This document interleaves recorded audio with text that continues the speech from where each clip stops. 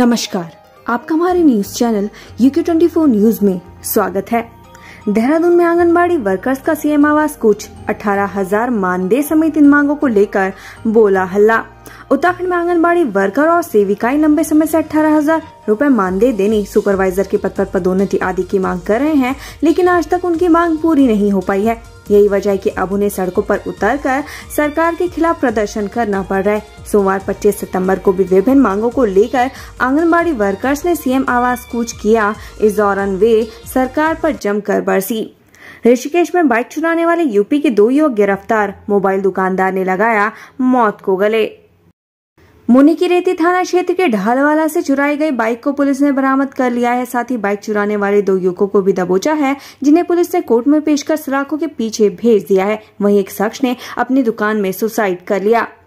उत्तरकाशी, सुबह सुबह भूकंप के झटकों से डोली धरती, रिक्टर स्केल पर 3.0 रही तीव्रता, मोरी ब्लॉक रहा केंद्र। उत्तरकाशी जिला मुख्यालय सहित आसपास के क्षेत्रों में सोमवार आज सुबह 8:35 पर भूकंप के झटके महसूस किए गए। हालांकि भूकंप से किसी तरह के जानमाल के नुकसान की खबर नहीं है। जिला आपदा प्रबंधन केंद्र से मिली जानकारी के अनुसार रिक्टर पैमाने पर भूकंप की तीव्रता 3.0 मापी गई है। भूकंप का केंद्र हिमाचल राज्य से लगे मोरी ब्लॉक के कोठीगाड़ रेंज में जमीन से 5 किलोमीटर नीचे था। बता दें कि वर्ष 1991 के विनाशकारी भूकंप के बाद से अब तक जनपद में 70 से अधिक भूकंप के झटके आ चुके हैं। राष्ट्रीय भूकंप विज्ञान केंद्र की ओर से भूकंप की पुष्टि हुई है। हाईकोर्ट ने BD पांडे अस्पताल की स्वास्थ्य सुविधाओं पर की सुनवाई, सरकार से विकास का प्लान मांगा। उत्तराखंड हाईकोर्ट ने नैनीताल के जिला पुरुष चिकित्सालय BD पांडे में कई स्वास्थ्य सुविधाओं का अभाव होने के खिलाफ दायर पूर्व अध्यापक अशोक शाह की जनहित याचिका पर सुनवाई की। मामले की सुनवाई करते हुए मुख्य न्यायाधीश विपिन सांघी व न्यायमूर्ति राकेश थपलियाल की खंडपीठ ने सरकार से यह बताने को कहा कि अस्पताल की अतिक्रमण मुक्त भूमि के विकास के लिए क्या कोई प्लान बना है। अगर बनाए हैं तो उसे 4 सप्ताह में पेश करें। मामले की अगली सुनवाई 12 दिसंबर 2023 को होगी। महिला आरक्षण बिल पर कांग्रेस का केंद्र पर हमला, जनगणना और परिसीमन की शर्तें जोड़ किया छलावा। महिला आरक्षण बिल पर कांग्रेस की राष्ट्रीय प्रवक्ता प्रियंका सिंह ने केंद्र सरकार पर हमला बोला है। प्रियंका ने कहा कि सरकार ने बिल पर जनगणना और परिसीमन की शर्तें जोड़कर मातृशक्ति के साथ छलावा किया है। जोशीमठ के पगनो गांव में भूस्खलन से 11 मकान क्षतिग्रस्त, विस्थापन की मांग को लेकर गरजे ग्रामीण। जोशीमठ के पगनो गांव में भयानक भूस्खलन हो रहा है। अभी तक 11 मकान भूस्खलन की चपेट में आने से क्षतिग्रस्त हो चुके हैं, जबकि कई घरों पर खतरा मंडरा रहा है। वहीं भूस्खलन से प्रभावित लोगों ने आज जोशीमठ बाजार में रैली निकाली और तहसील में धरना दिया। इस दौरान उन्होंने सरकार से पुनर्वास और विस्थापन की गुहार लगाई। उत्तराखंड के स्कूलों में शौचालयों और पेयजल की स्थिति पर कोर्ट ने सरकार से मांगा जवाब, दिया 14 दिन का समय। उत्तराखंड हाईकोर्ट ने नैनीताल के राजकीय इंटर कॉलेज धानाचूली में शौचालय सुविधाओं के संबंध में सरपंच हंसा लोधियाल और धानाचूली वन पंचायत के 20 सितंबर 2023 के पत्र का स्वयं संज्ञान लेकर जनहित याचिका के रूप में सुनवाई की। मामले की सुनवाई करते हुए मुख्य न्यायाधीश विपिन सांघी व न्यायमूर्ति राकेश थपलियाल की खंडपीठ ने पत्र का विस्तृत रूप से संज्ञान लेकर सरकार से पूछा कि प्रदेश में कितने स्कूल हैं, उनमें कितनों में शौचालय व पीने का पानी की सुविधा है, उनकी देखरेख के लिए कितना बजट दिया जाता है, स्कूलों में अभिभावक संघ का गठन हुआ है या नहीं, 2 सप्ताह के भीतर शपथ पत्र के माध्यम से कोर्ट को अवगत कराएं। कॉर्बेट टाइगर रिजर्व में पहली बार ऑर्किड विविधता सर्वेक्षण, 31 प्रजातियों का पाया गया अस्तित्व। उत्तराखंड वन विभाग के अनुसंधान विंग ने साल 2020 से अगस्त 2023 का रामनगर स्थित कॉर्बेट टाइगर रिजर्व में एक व्यापक ऑर्किड विविधता अध्ययन सर्वेक्षण किया। इस परियोजना को 2020 में हाफ उत्तराखंड में की अध्यक्षता में अनुसंधान सलाहकार समिति RAC में अनुमोदित किया गया था। सर्वेक्षण से पता चला है कि कॉर्बेट टाइगर रिजर्व में बहुत समृद्ध ऑर्किड विविधता है। सर्वेक्षण में 31 ऑर्किड प्रजातियों का अस्तित्व दिखाया गया है, जो ऑर्किडेसी परिवार के भीतर 23 प्रजातियों का प्रतिनिधित्व करते हैं। इन प्रजातियों में से 11 स्थलीय, 2 मृतोपजीवी और 18 एपिफाइटिक हैं। पौड़ी की इस लड़की का गाना सोशल मीडिया पर मचा रहा धमाल।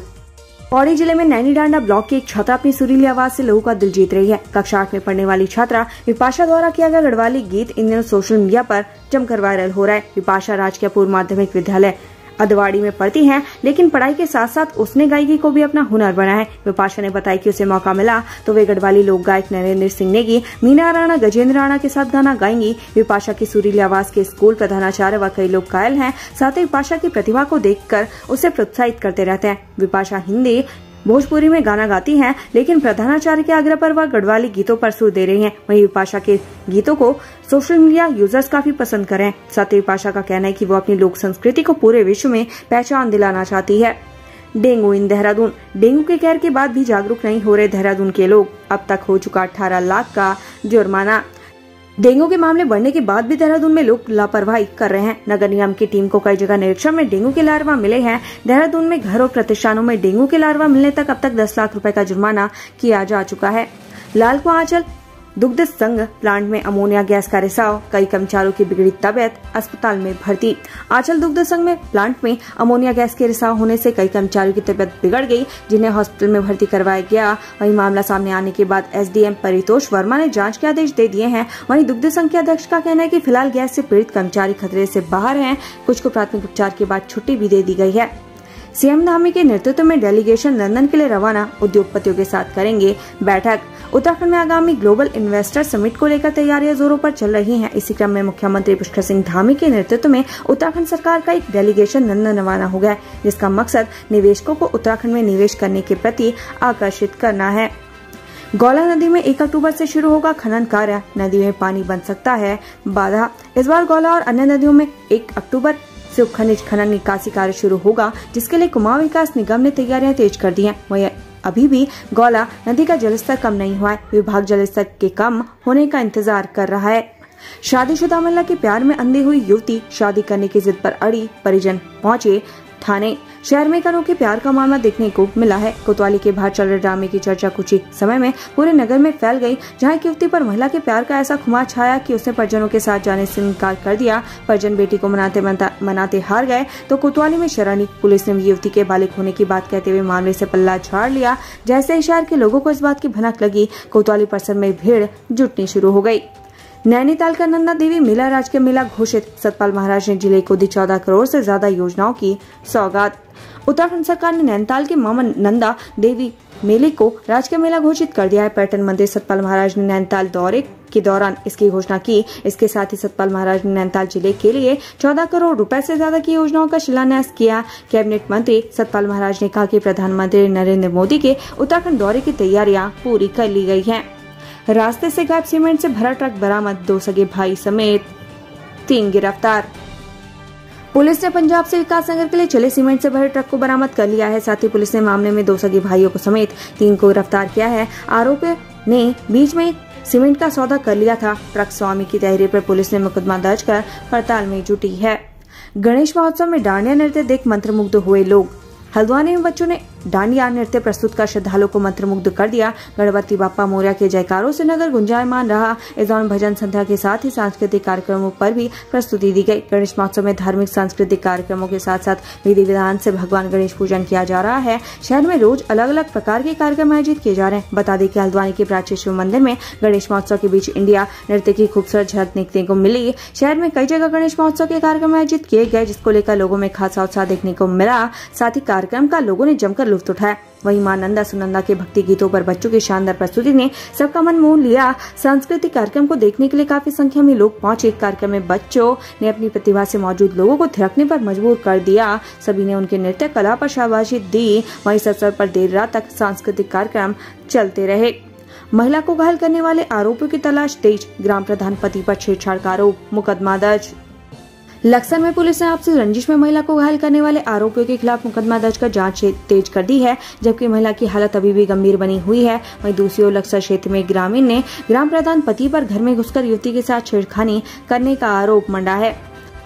दिल्ली में सीएम धाम ने इन्वेस्टर्स को किया संबोधित, कहा 5 साल में दोगुनी करनी है जीडीपी। मुख्यमंत्री पुष्कर सिंह धामी दिल्ली के दौरे पर है। गुरुवार 14 सितंबर को दिल्ली में मुख्यमंत्री पुष्कर सिंह धामी ने उत्तराखंड ग्लोबल इन्वेस्टर समिट 2023 के कर्टन रेजर कार्यक्रम को संबोधित किया। इस दौरान सीएम धाम ने कहा कि आप सभी हमारे ब्रांड एम्बेसडर हैं।